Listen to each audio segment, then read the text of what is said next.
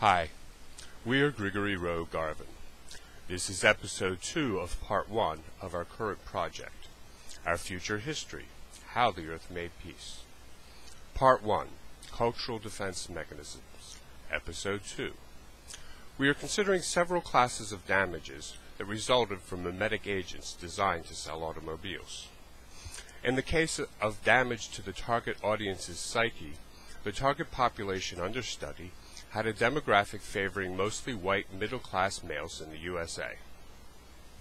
Their psyches were damaged because a common advertising technique was applied to their root beliefs about themselves.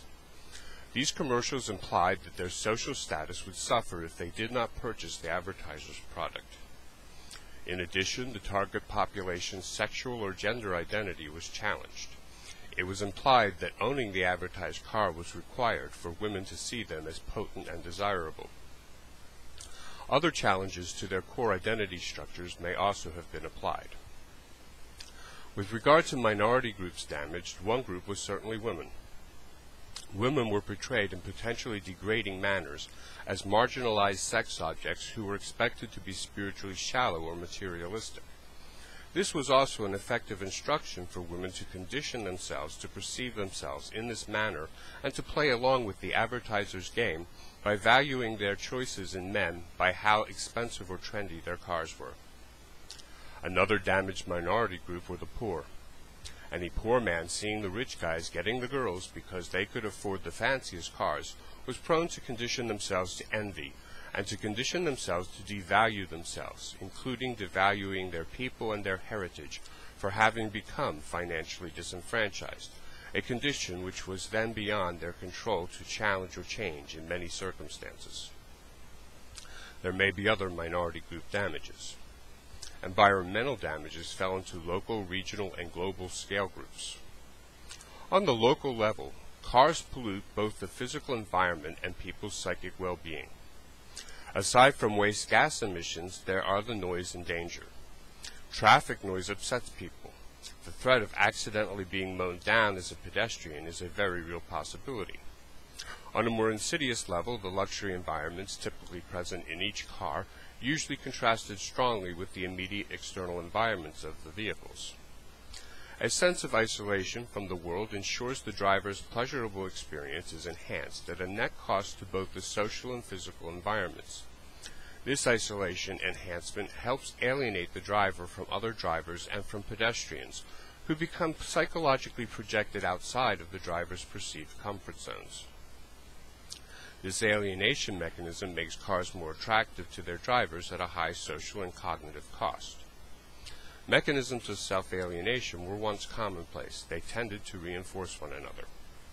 By subjecting drivers to daily self-alienation routines, auto manufacturers and their advertisers were socially conditioning drivers to become more isolated from one another on many parallel or analogous internal levels, wherever other self-alienating cognitive routines were already present and operating. The roots of new self-alienating complexes emerged and developed in response to the general reinforcement of self-alienating routines as well.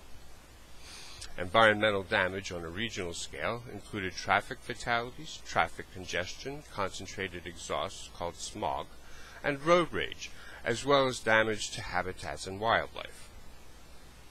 Environmental damage on a global scale was contributing to the rapid saturation of our oceans with carbon monoxide, which was also saturating our oceanic biosphere's food chains.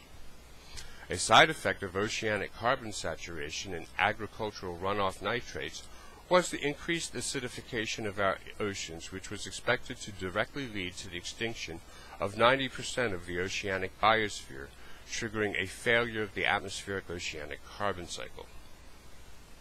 Had our ancestors not been able to prevent this pending catastrophe by creating world peace, the failure of the carbon cycle would have led to the extinction of nearly all terrestrial creatures. We humans might have made ourselves extinct then.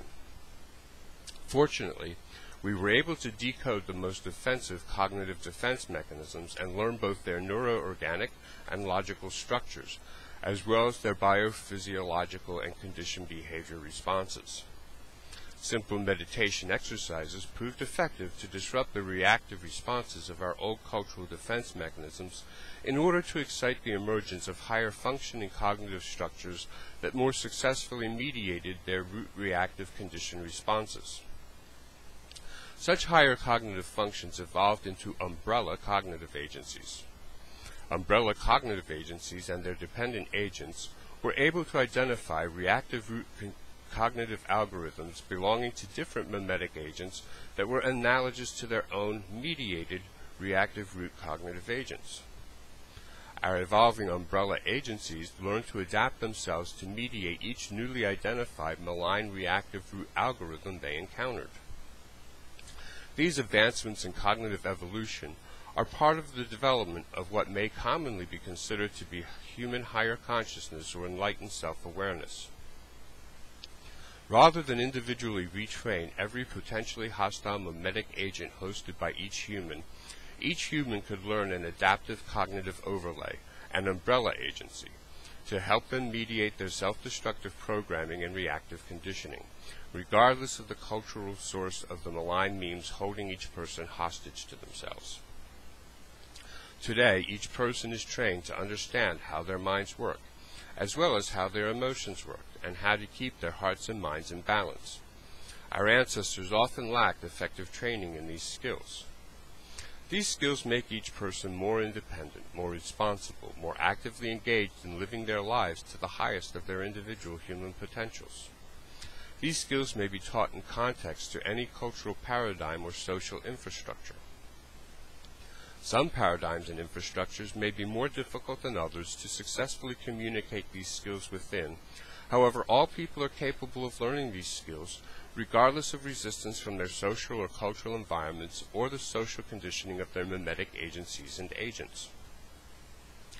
The key to opening every cultural and social infrastructure to these ideas is that these ideas already exist in every one of these cultures and social infrastructures.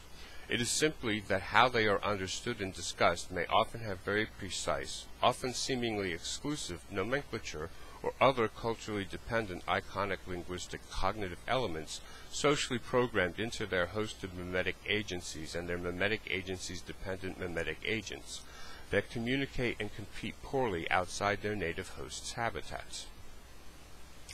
What made this emerging mimetic science functionally applicable was that all cultures and social institutions have evolved parallel forms of mimetic agencies and their dependent mimetic agents.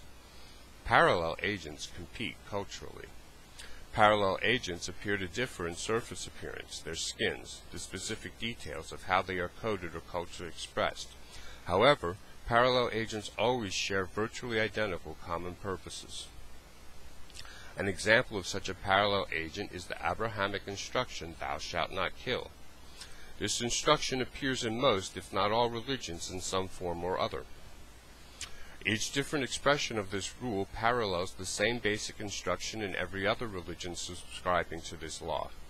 It seems likely that every individual religion of every person, including atheists and agnostics, embraces this precept in its own manner. As humans, we all share the same spiritual condition, regardless of our privileges or afflictions. Our knowledge of how we have learned to successfully adapt to our spiritual condition is a treasured matter of record preserved in all of the holy scriptures of every civilization and in the hearts and minds of each civilization's faithful people.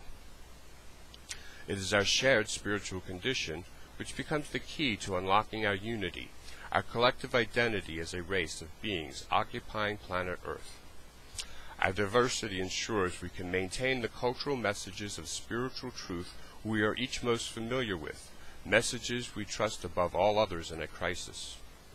Our diversity assures us that we all speak a common language of the heart when we examine our holy scriptures for their parallel entities in other cultures and do not allow ourselves to be distracted by the differentness of the forms whereby our holy scriptures are presenting